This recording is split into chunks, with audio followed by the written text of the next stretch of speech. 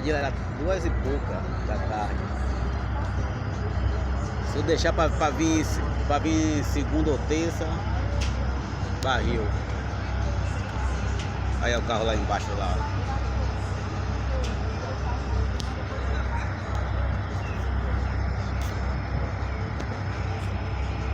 Aqui estiver ouvindo esse vídeo, se inscreva, dá o like, pode meter o dedo mesmo.